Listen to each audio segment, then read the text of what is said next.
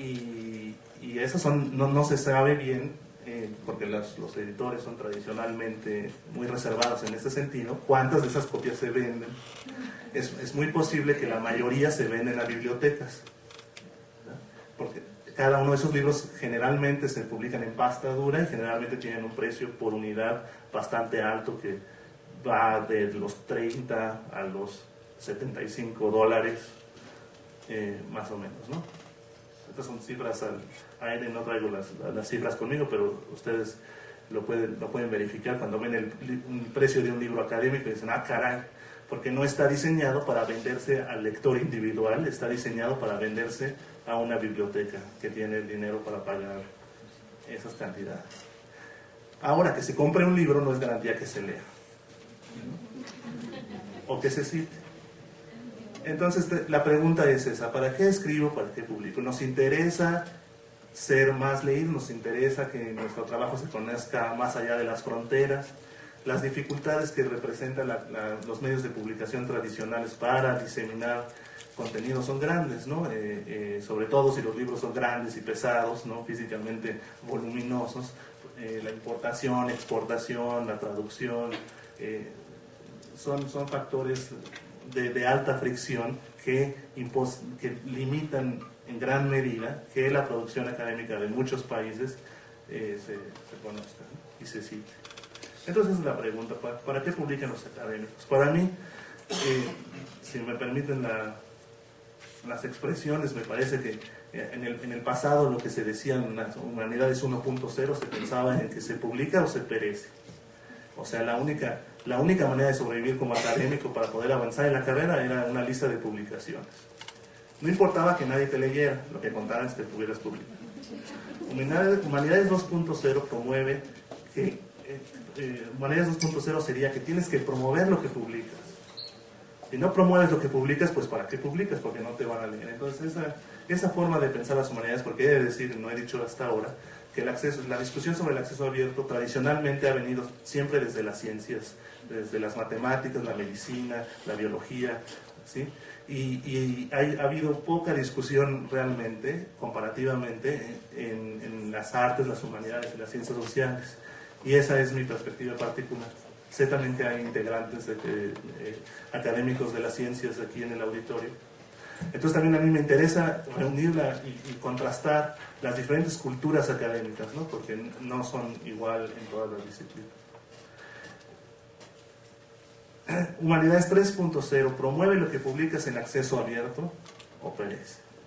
O sea, porque publicar, de nada sirve que promuevas lo que publicas en una publicación que nadie o muy pocos pueden acceder. Por ejemplo, en redes sociales abiertas como Twitter, por ejemplo, no tiene caso que yo comparta un vínculo a un artículo que cualquier miembro del público puede picarle, entrar a la página y darse cuenta que va a ser excluido. Es como invitar a la gente a una fiesta para que en la puerta te digan no puedes pasar.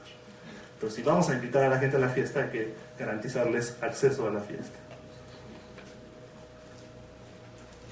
De la misma manera ha habido diferentes versiones de la publicación académica, ¿no? La tradicional sigue imperando, sobre todo en las humanidades, revistas y libros impresos. 2.0 son versiones electrónicas de esas publicaciones. Entonces, como ya casi toda la publicación se hace a través de computadoras, pues lo único que se tiene que hacer es subir al internet el PDF que se hizo para imprimir, o sea, lo que antes se llamaba el original mecánico. Incluso lo que mucha gente hace y se solía hacer era que se fotocopiaban los libros y después se escaneaban y la mayoría de las veces ilegalmente se suben a la red. Entonces estos son lo que en inglés se llama digital surrogates, ¿no? Es una copia digital que no fue hecha para ser leída digitalmente o compartida digitalmente. El paradigma sigue siendo el papel. Tiene número de páginas, tiene márgenes, no tiene hipervínculos, etc. La publicación 3.0, ediciones digitales hechas con conciencia que se podrán leer en línea. Ya no se está escribiendo para que se lea en papel, ya no se está pensando ya no hay límite de palabras, por ejemplo, porque no importa. porque se puede seguir escribiendo. Ya no tienes que seguir un orden lógico, narrativo, secuencial, porque puedes tú invitar a la gente a leer en diferentes direcciones. Ya no hay límite de que no puedes incluir tal o tal gráfica a color porque va a costar más caro introducir color. Puedes introducir todas las gráficas que quieras hacer a color porque se va a ver en la computadora, es digital, no hay ese problema. Entonces, estas también pueden tener versiones impresas, alternativas, que tendrán menos funciones, lógicamente, o diferentes funciones que las digitales. Pero el paradigma sigue siendo el papel. Creo que el 3.1, digo esto porque se trata de revistas y hablamos de volúmenes y existe la versión en papel y entonces se sigue llamando revista de antropología o lo que sea. La publicación 3.1, revistas y libros digitales, nacidos digitales, hechos para leerse en línea, de acceso abierto. Ahí el paradigma es digital y ya el paradigma no es el que el lector es el que tiene que pagar por consumir. La idea es que porque va a estar en línea, tiene que ser accesible. Porque de nuevo, tener un recurso en línea que no es accesible para mayor gente, es decir, solamente para unos iniciados, bueno, entonces mejor lo pones en tu intranet. Suelo dar ideas así un poco radicales en ese sentido, pero estoy completamente opuesto en realidad al sistema de pago por suscripción de las redes. Esta genealogía sigue un flujo que va desde el principio, que siempre ha sido la idea de los derechos de autor, del copyright, de todos los derechos de reproducción reservados. Nos reservamos todos los derechos. En la época digital, en la época de la red, todos los derechos reservados es una contradicción, es un barbarismo, porque una página de internet siempre es ya de sí una copia. Entonces, cuando distribuimos materiales de manera electrónica, nos podemos reservar algunos derechos, pero estamos otorgando derechos también. Entonces hemos pasado de todos los derechos reservados a algunos derechos reservados. Y si no lo hacemos nosotros abiertamente, entonces el contenido se va a piratear. La gente encuentra maneras de compartir el contenido.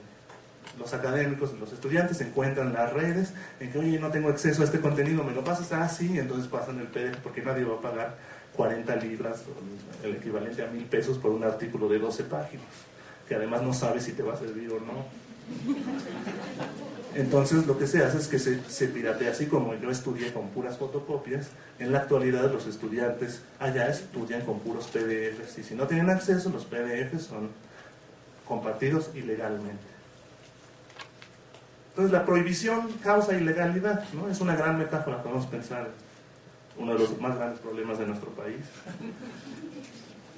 Tendríamos que pensar, si no, lo que se tiene que hacer es reconocer el problema y plantear diferentes formas de imponer controles, pero también dar libertades. Entonces la idea también es que a través con la publicación digital, porque la publicación digital es no solamente el resultado, el final de un producto, sino también una cosa en flujo, ya no son completamente distintas el trabajo, la producción académica, el resultado de la producción académica y su divulgación. Un artículo en línea abierto está perpetuamente en potencia divulgándose, a diferencia de un libro embodegado, ¿no? 500 copias embodegadas. Esas 500 copias no se están divulgando solitas. En línea es posible que se encuentren, es posible que no también, o que desaparezca. También hay otros retos ahí. Tengo algunas ideas generales ahí que me parece que es fundamental, que sobre todo cuando estamos compitiendo, si lo queremos ver así, con economías de producción intelectual mucho más avanzadas en el sentido económico, la posibilidad de descubrir la producción académica es clave. Y eso no pasa solito. Tenemos que trabajar para que suceda. Entonces, sucede así, ¿no? Entre más difícil me es encontrar algo, pues más difícil encontrar un artículo, más difícil será pues, leer el artículo.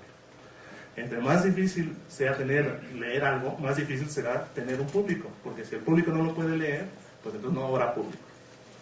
Suena obvio, pero esto hay que deletreárselo a mucha gente. No necesariamente a ustedes. Entre más difícil sea tener un público, más difícil será crear un interés sustentable, que no sea solamente pasajero, ¿no? O sea, los lectores tienen que... Los lectores ya no son así, o los estudiantes, ya no son solamente esta masa ahí pasiva, sentada, ¿no? Pensando en otra cosa, en el súper, sino son también coproductores de la actividad académica. Los lectores son coproductores de la actividad académica. Y la academia pasa afuera de la academia también, porque la gente se enferma de cosas que la gente estudia en la academia, ¿no? Y por otro lado, entre más difícil sea crear un interés sustentable, más difícil será tener impacto académico y público. Y cuando el imperativo para sobrevivir en las listas de popularidad de las universidades y para ser promovido y que te den una oficina con ventana y lo que sea, lo que cuenta es tener ese impacto y a ver cuántas veces te han citado y si te conocen en otros países y si no sé, y cómo te van a conocer en otros países, pues si tu contenido está emboderado. Si no tengo